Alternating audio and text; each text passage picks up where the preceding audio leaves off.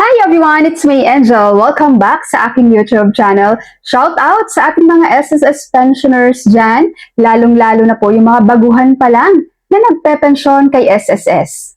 Sa video na ito, pag-uusapan po natin ang nalalapit niyong monthly pension for the month of June 2025.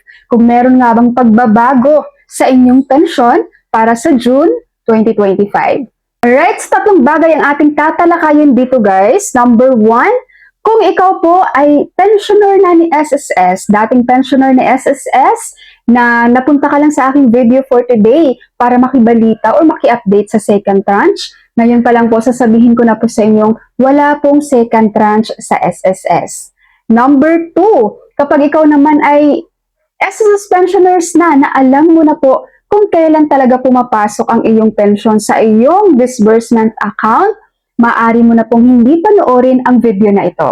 At number 3, para naman po sa ating mga baguhang pensioners dyan, dahil i-discuss po natin dito guys, ang circular number 2020-024 ni SSS.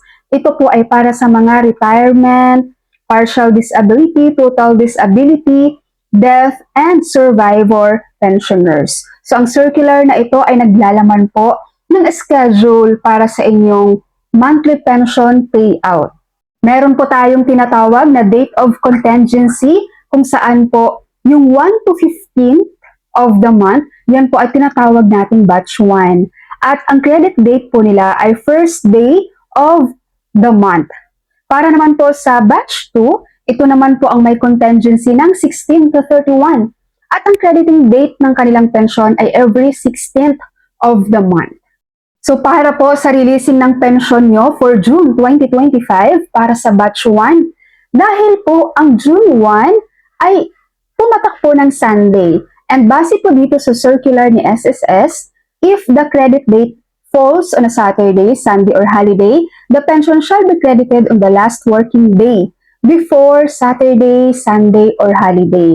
So batch 1 natin, dahil ang June 1 po ay Sunday, so ibig pong sabihin ay mapapaaga po ang pagtanggap nyo ng inyong pension for June 2025 na kung saan po ito ay makikredit na po sa inyong disbursement account on May 30, 2025, which is Friday. So next week Friday na po ito para sa ating batch 1. At para naman sa ating mga batch 2 dyan, ang may contingency ng 16 to 31, ang inyong pension for June 2025 ay wala pong pagbabagong mangyayari dahil ang June 16 ay Monday at hindi naman po ito holiday. So again sa ating batch 1, ang inyong June 2025 SSS pension ay mangyayari on May 30, 2025. Sa batch 2 naman ay mangyayari on June 16, 2025.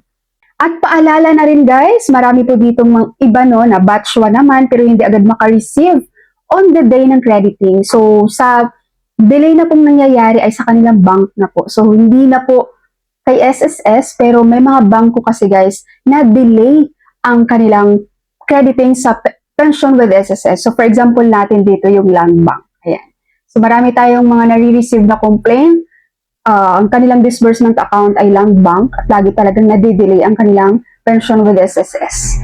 Alright po, SSS pensioners, that's all for my video for today. Marami pong salamat sa inyong panonood and God bless you all.